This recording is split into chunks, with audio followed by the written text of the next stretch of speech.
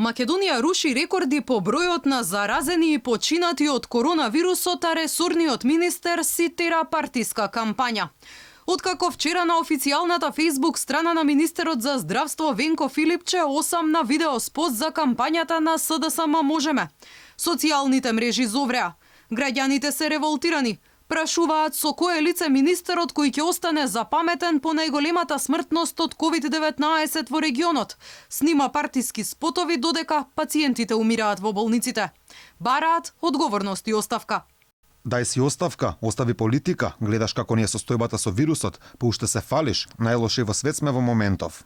Речи си 200 заболени, смртни случаи еден куп, здравствените работници со последни сили и вас ви дојде до кампања, ова е големо непочитување кон сите нас. Со овие објави ја губиш довербата кај народот. Ова е потврда дека не ги заболе за народот, туку за функциичка. Се само дел од реакциите на социјалните мрежи по објавениот партиски видеоспот. Филипче пак се правда. Велиот и немал партиска агенда за изборите, а на теренските активности бил за промоција на изборната програма.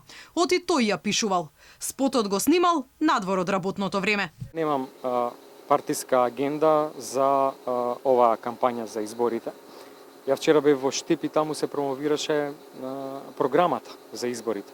Меѓутоа јас таа програма ја пишував заедно со тимот и сметам дека е најсоодветно да ја за представам пред граѓаните. Во таа смисла и видеото, а сите овие активности ги правам надвор од работно време. Во меѓувреме од Светската здравствена организација само пред 3 дена ни порачаа оти состојбата со вирусот во земјава е загрижувачка.